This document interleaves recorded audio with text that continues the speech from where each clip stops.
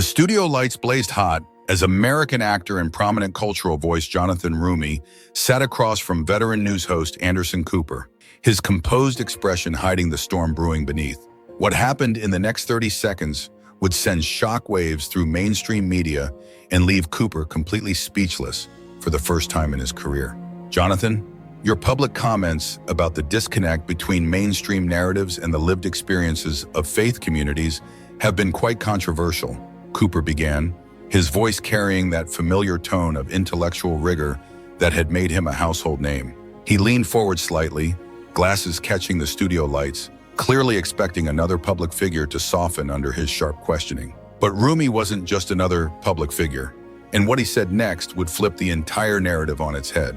Anderson, with all due respect, you've been dissecting the struggles and hopes of people from your comfortable studio for years, while I've been striving to understand and embody them, connecting with real communities in the real world. Maybe it's time you stepped outside your bubble and actually listened to the people who find solace and strength in convictions you often only report on. The silence that followed was deafening. Cooper's confident smirk vanished instantly, replaced by a look of complete shock. The camera captured every millisecond of his stunned reaction as he realized he had just been outmaneuvered. Before we dive deeper into this incredible confrontation, make sure to hit that subscribe button and ring the notification bell so you never miss these explosive cultural moments. Trust me, you won't want to miss what happens next. This wasn't just an interview. This was the moment when a rising cultural voice decided to challenge one of mainstream media's biggest names, and the entire media establishment watched in stunned silence. To understand why this confrontation was so explosive, you need to know who these two men really are and what this battle represents for the future of public discourse in America. Anderson Cooper has been an undisputed titan of television journalism for over 2 decades. With his Ivy League education, his razor-sharp intellect, and his ability to dissect complex social issues, he's built an empire worth millions. Night after night, he sits in his polished studio, delivering carefully crafted reports to an audience that hangs on his every word. He's the voice of the informed journalistic elite, the person who tells audiences what to know and how to feel about the issues of the day. But here's what most people don't realize about Cooper's success. It's built on a foundation of journalistic detachment that has slowly disconnected him from the very people whose stories he aims to tell. While he speaks eloquently about working-class struggles and human suffering, he earns more in a month than most Americans make in a decade. While he discusses faith and community resilience from his comfortable perch, he's rarely challenged by anyone who actually lives those experiences daily, finding solace and strength outside the secular narratives often presented by mainstream media. Enter Jonathan Roumie, the actor whose resonant portrayal of deeply spiritual figures has catapulted him into a unique position as a cultural voice, representing perspectives Cooper often discusses, but perhaps from a different vantage point. Born and raised in New York, Roumie dedicated years to his craft, navigating the challenging world of acting while also deepening his personal faith and engaging with diverse communities. When he found success, he didn't forget the struggles of ordinary people, using his platform to advocate for empathy, community support, and spiritual resilience. He had something more powerful than media connections, an authentic connection to the hearts and minds of people seeking meaning. Roumie's rise to prominence hasn't been easy. As someone who has chosen to articulate a faith-centered view in public life, he's faced skepticism and misunderstanding that Cooper, despite his broad journalistic experience, has never had to navigate. He's been dismissed as just an actor, underestimated and categorized by the very media figures who claim to be objective. But instead of backing down, he's used every slight as fuel for his fire. The tension between these two men represents a much larger battle happening within public discourse right now. On one side, you have the established media elite like Cooper, who dissect public discourse from positions of comfort and privilege. On the other side, you have influential cultural figures like Roumie, who connect with and represent the spiritual and human struggles of communities often mediated by the very platforms Cooper leads. This wasn't just an interview. This was a clash of perspectives and authenticities that would determine who gets to define what genuine human experience actually means in America. And Roumie came prepared for war. The stakes couldn't have been higher. Cooper's entire brand is built on being the smartest person in the room, the one who asks the tough questions that other journalists won't dare ask. But tonight, he was about to discover what happens when you try to lecture someone who's actually lived or profoundly connected with the life you've only theorized about. The interview had started innocently enough with Cooper's typical setup questions designed to establish his journalistic dominance. But you could see in Roumie's eyes that he wasn't here to play the usual media games. Mr. Roumie, your public advocacy for a deeper, more spiritually grounded approach to societal problems has been quite polarizing, Cooper began, his voice carrying that familiar tone of journalistic authority. Some would say your views on social issues align more with traditional faith-based communities than with the broad secular consensus often presented by mainstream media. It was a classic Cooper move. Frame the question in a way that immediately puts the guest on the defensive, forcing them to explain why they don't fit into his established journalistic standards. He'd used this technique thousands of times before, watching public figures squirm as they tried to prove their relevance to his satisfaction. But Roumie didn't squirm. Instead, he tilted his head slightly, a small smile playing at the corners of his mouth. Anderson, can you tell me the last time you truly sat, not as a reporter with a microphone, but as a fellow human being, with someone whose hope is rooted in something deeper than policy, someone struggling in an underserved community, finding strength in their faith when the world offers little else? The question caught Cooper off guard. This wasn't how these interviews were supposed to go. He was supposed to be the one asking the tough questions, not answering them. Well, I've covered many stories about faith and community resilience. That's not what I asked, Roumie interrupted smoothly, his voice remaining calm but gaining an edge. I asked when you last truly sat with someone who actually lives with the profound human consequences and spiritual realities of the stories you analyze on television every night. The studio audience shifted uncomfortably. This wasn't the usual dynamic where Cooper controlled the conversation through his superior knowledge and preparation. Roumie was flipping the script, and Cooper was visibly struggling to regain his footing. I think my record of reporting speaks for itself, Cooper replied, but his voice lacked its usual confidence. He was clearly rattled by this unexpected challenge to his authority. Roumie leaned forward slightly, his expression becoming more intense. Your record of reporting, Anderson? You earn millions a year analyzing human struggles from a distance, struggles you've never personally had to navigate. My work involves truly connecting with individuals, portraying their deepest hopes and fears, and engaging with communities where faith and human connection are the bedrock of their daily existence, not just topics for discussion in a studio. The tension in the room was palpable. Now Cooper's producer could be seen frantically gesturing off camera, clearly trying to figure out how to handle this unexpected turn. This wasn't going according to the usual script where public figures came on the show to fit into Cooper's established narratives. I think you're mischaracterizing my work, Cooper said, attempting to regain control of the narrative. I've been holding the powerful accountable for years, exposing corruption and chronicling human resilience when it wasn't popular to do so. Roumie's smile grew wider, but it wasn't friendly. It was the smile of someone who had been waiting for exactly this opening. Chronicling human resilience when it wasn't popular? Anderson, you've built your career on delivering polished narratives that fit a particular journalistic framework. When's the last time you truly challenged your audience's assumptions about the role of faith or authentic, grassroots resilience in overcoming adversity? When's the last time you allowed a story to unfold in a way that might make your secular viewers uncomfortable with its raw spiritual truth? The question hung in the air like a bomb waiting to explode. Cooper's face was beginning to flush, and you could see him struggling to maintain his composure. He was used to being the one asking the uncomfortable questions, not answering them. I think we're getting off track here, Cooper said, attempting to redirect the conversation. The real issue is whether your unique cultural influence serves to genuinely uplift the communities you engage with, or if it simply offers a different kind of commentary. But Roumie wasn't about to let him off the hook. No, Anderson, I think we're exactly on track. Because this is the problem with mainstream media right now.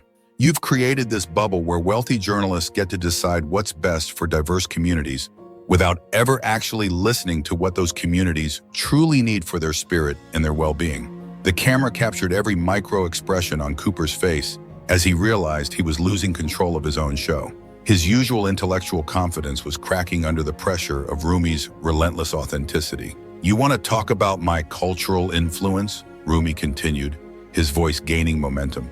Let me tell you about the family I met in a struggling neighborhood, clinging to their faith after losing everything, finding strength in community when institutions have failed them. Let me tell you about the countless individuals who find meaning and purpose in a spiritual journey, a journey that media often reduces to a cultural phenomenon rather than a lived reality. These aren't theoretical problems, Anderson. These are real people living with profound questions and real consequences. While you sit in your studio and theorize about what humanity should look like, Cooper attempted another redirect, but his voice was shaking now. I'm not diminishing the experiences of the communities you champion, but surely you can see that some of my positions, what? Roumie interrupted again, his tone sharpening, don't align with what you think they should be.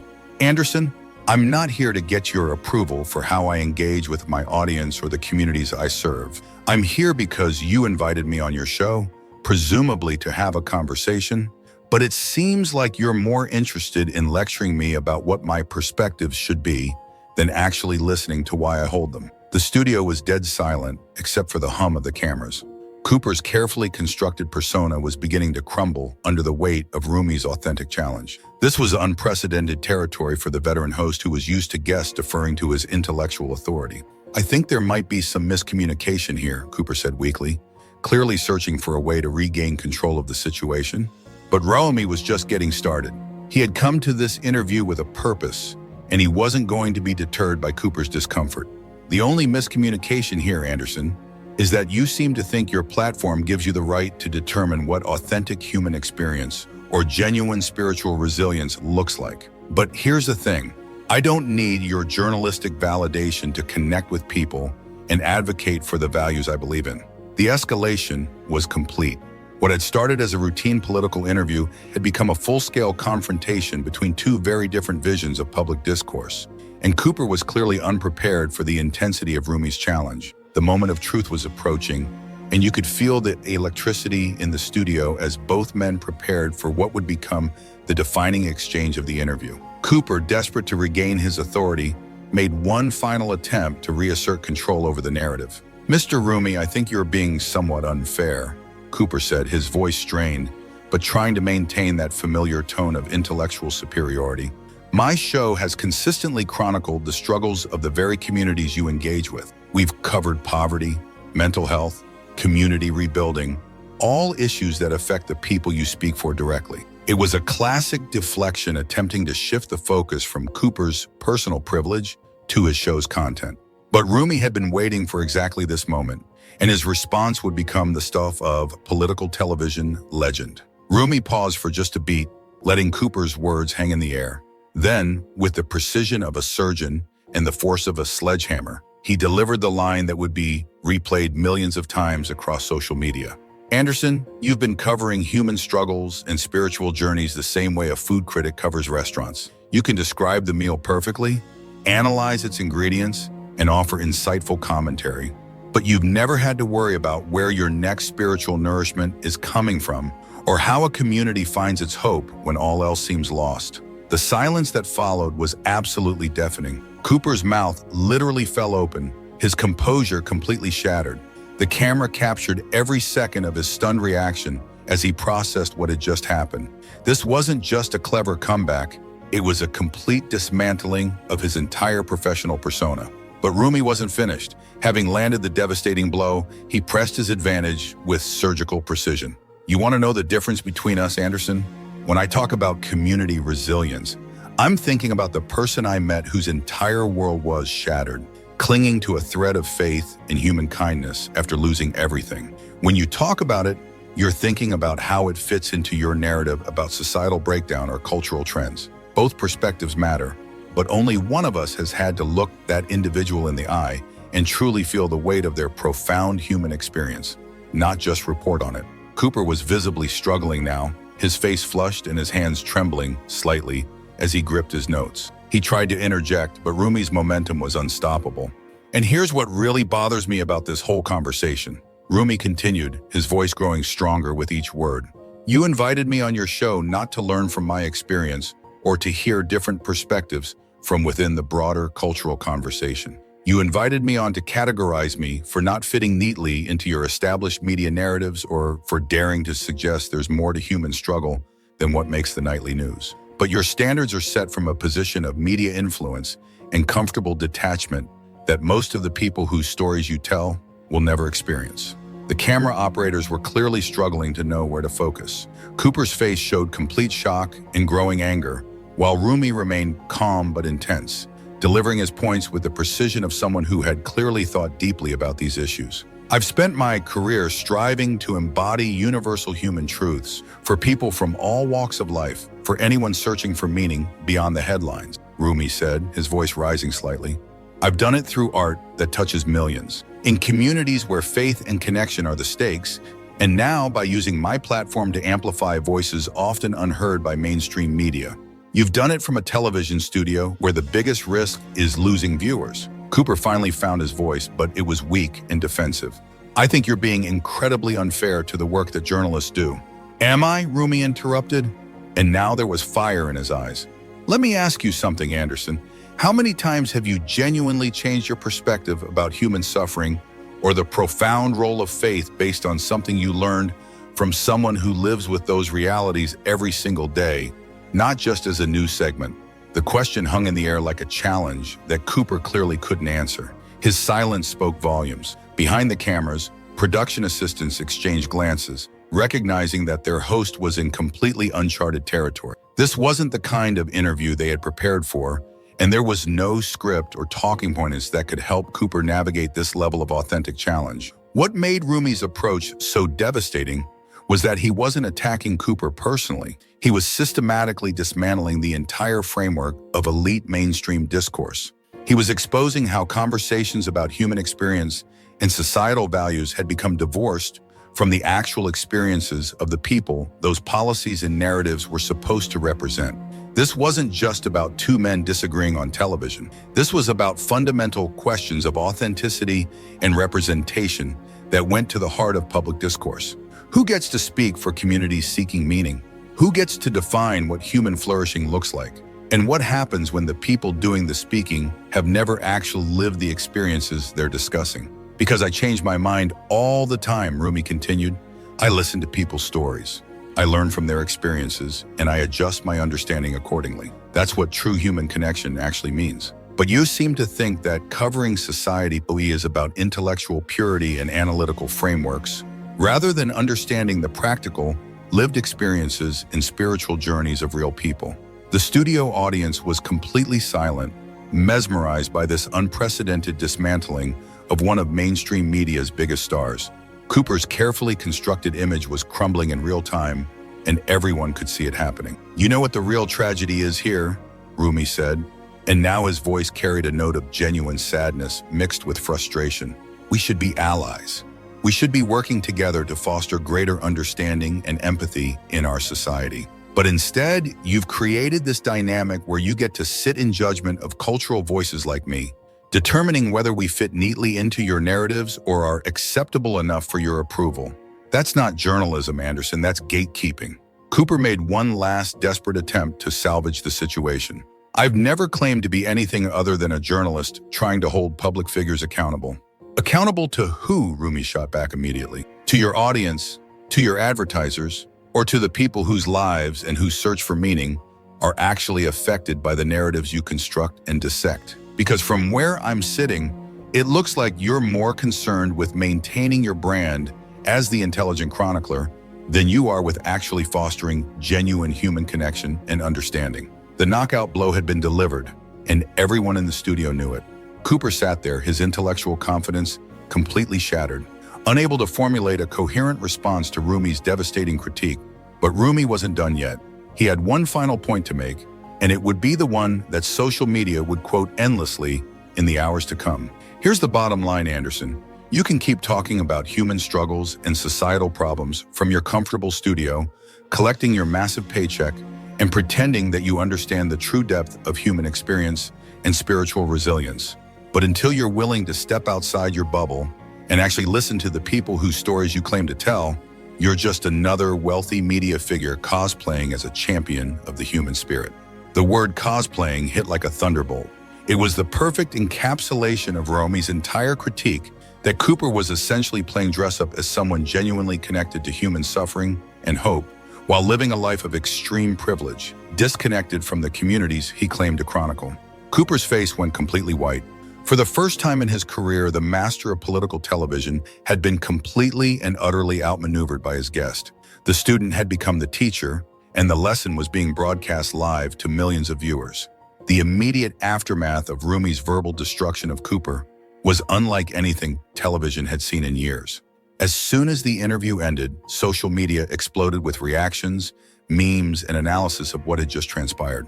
Within minutes, Roumie challenges Cooper on mainstream media's detachment was trending nationwide on Twitter, with the cosplaying comment being shared tens of thousands of times. The video clip of Roumie's food critic analogy racked up over 1 million views in the first hour alone, with users across the political and cultural spectrum praising him for speaking truth to power in a way they'd never seen before.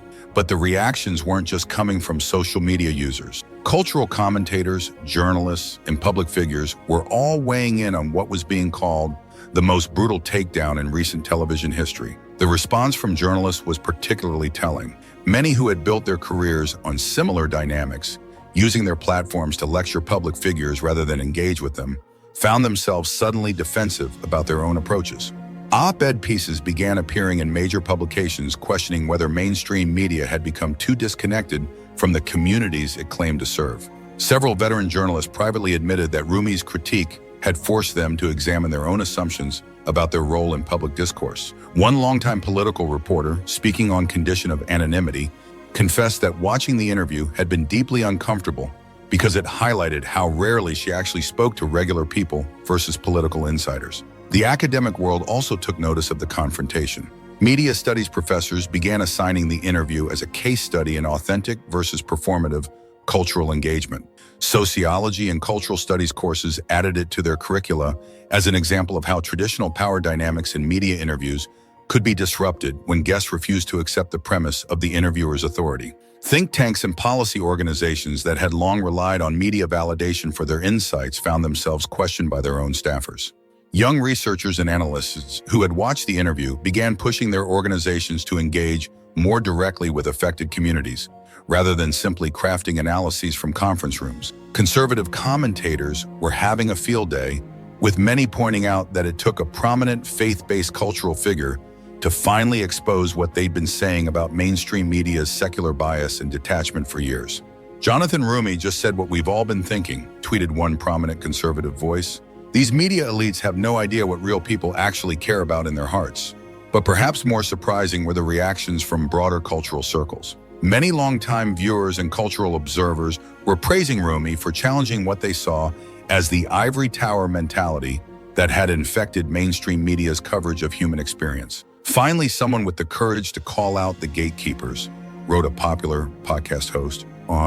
Cooper got exactly what he deserved. The video clips were being dissected frame by frame, with viewers marveling at Cooper's visible shock and Roumie's composed demolition of his arguments.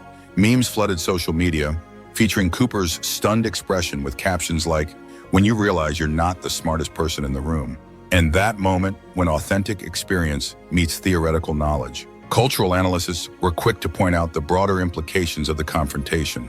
This wasn't just about two individual men. It represented a fundamental shift happening within public discourse. The old guard of media elites was being challenged by a new generation of cultural voices who weren't content to simply receive approval from the establishment.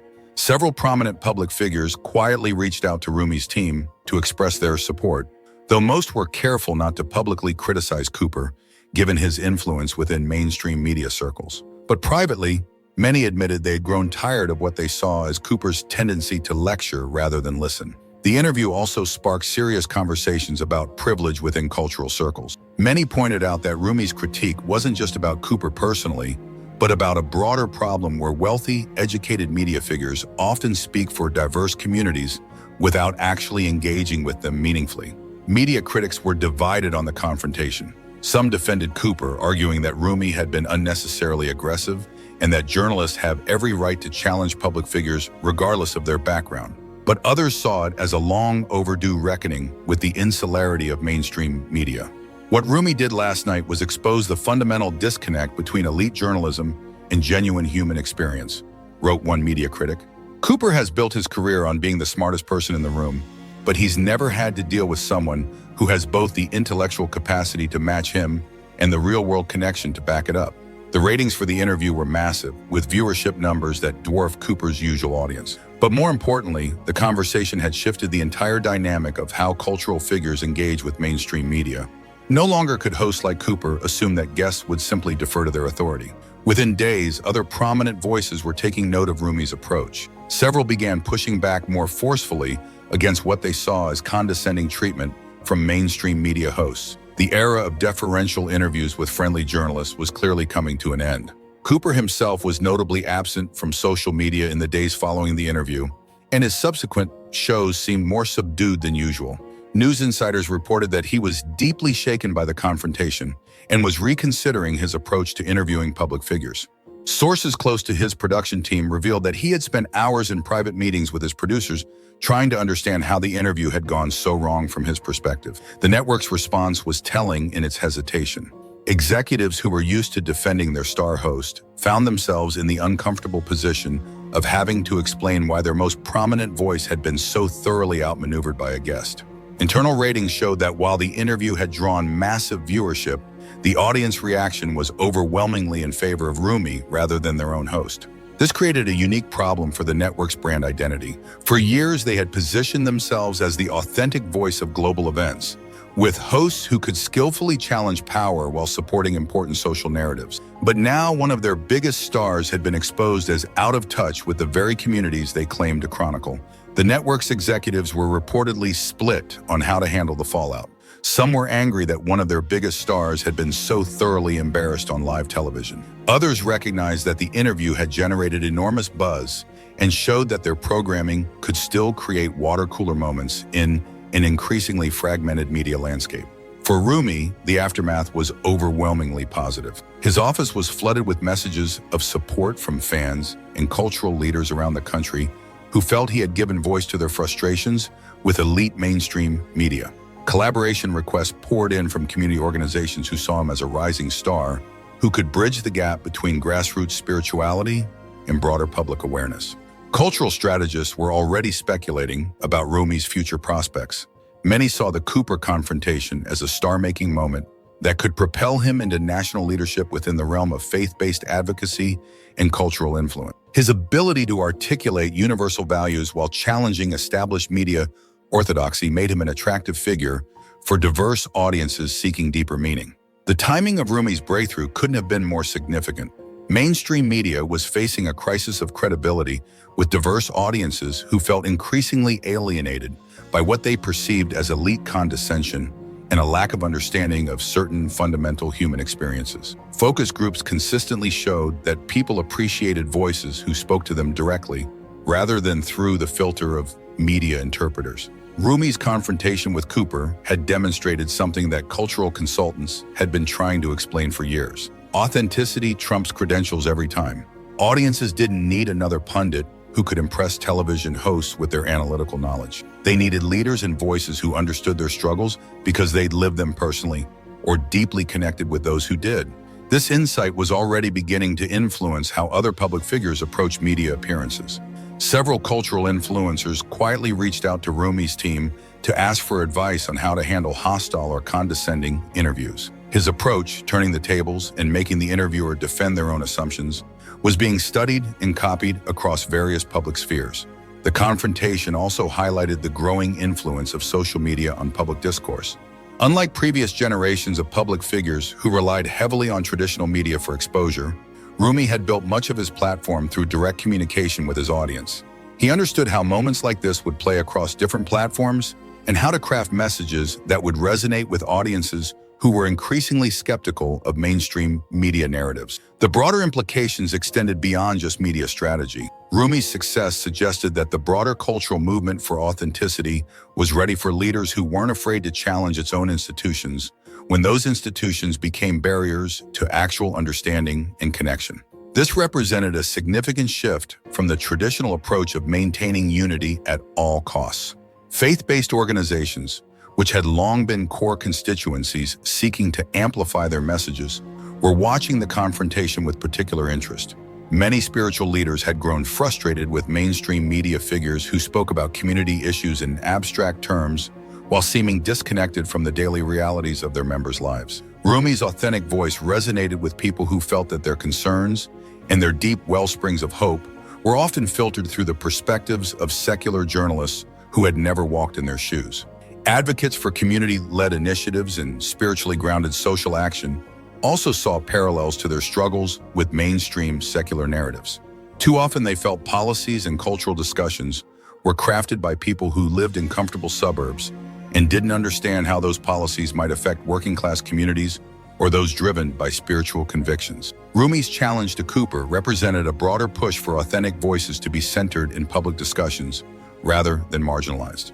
The human rights community had similar reactions. Advocates who had spent years fighting for dignity often found themselves frustrated by media coverage that focused more on political strategy than on the human impact of current policies. Roumie's emphasis on lived experience over theoretical knowledge resonated with activists who dealt daily with the consequences of societal issues on real families and individuals. Even within the broader discussions about representation, the confrontation sparked important conversations about whose voices were elevated and whose were marginalized. Many activists had long argued that mainstream narratives were dominated by elite, educated voices who didn't fully understand the diverse experiences of people from different backgrounds. But perhaps the most significant long-term impact was on the broader conversation about authenticity in public life. Roumie had demonstrated that real experience and genuine connection to communities could be more powerful than intellectual credentials or media savvy. In an era where audiences were increasingly skeptical of elites,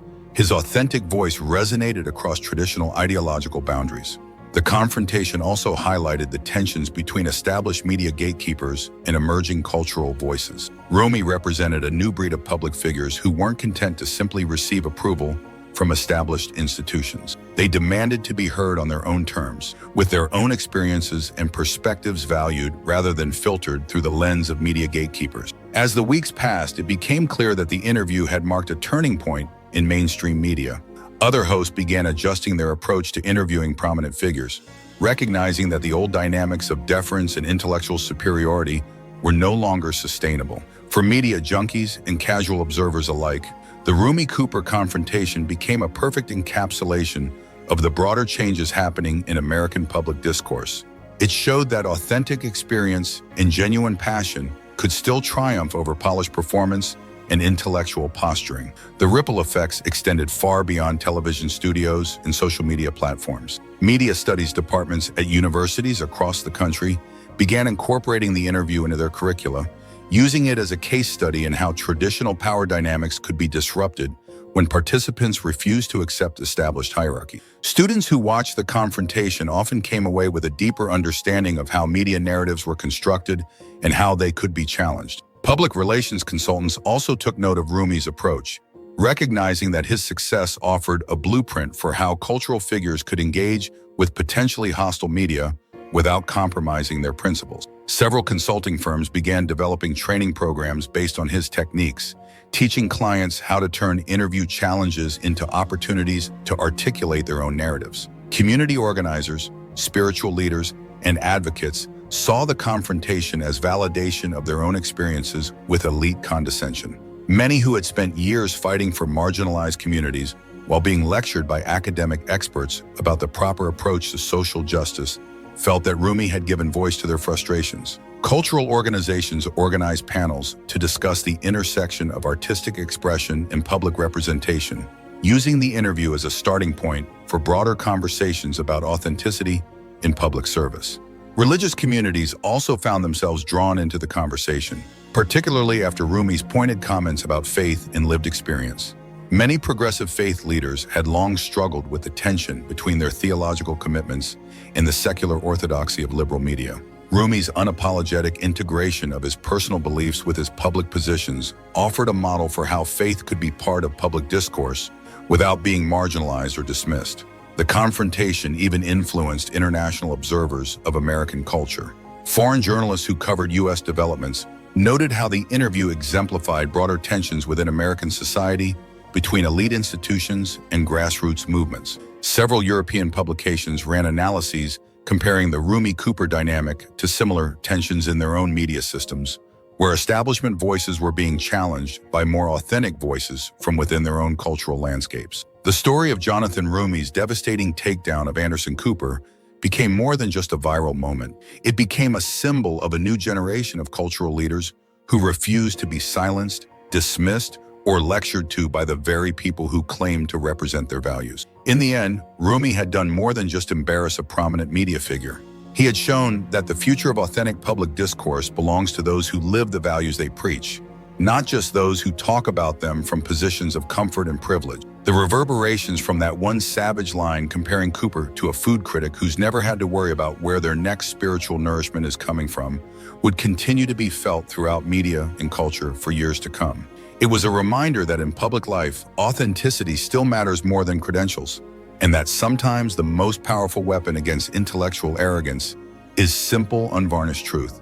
Media studies textbooks would eventually include the confrontation as a case study in how media dynamics could shift when traditional power structures were challenged. The interview became required viewing in journalism schools, where professors used it to illustrate both the potential and the pitfalls of confrontational interviewing techniques. The moment also marked a turning point for mainstream media more broadly. Other hosts began adjusting their approaches, recognizing that the old model of intellectual intimidation was becoming less effective with a new generation of public figures who weren't intimidated by academic credentials or media platforms. The era of deferential interviews was clearly ending, replaced by a more combative style, where guests came prepared to challenge their questioners as aggressively as they were being challenged themselves. For Roumie personally, the interview represented the culmination of years of preparation for exactly this kind of moment. His background in acting had taught him how to embody and communicate profound human truths, while his experience in grassroots community engagement had given him the authentic voice that resonated so powerfully with viewers. He had proven that it was possible to be both intellectually rigorous and genuinely connected to the communities that authentic public discourse claimed to serve. The interview also demonstrated the power of preparation combined with authenticity. Roumie hadn't just stumbled into his devastating critique of Cooper. He had clearly thought deeply about these issues and was ready to articulate his perspective when the opportunity arose.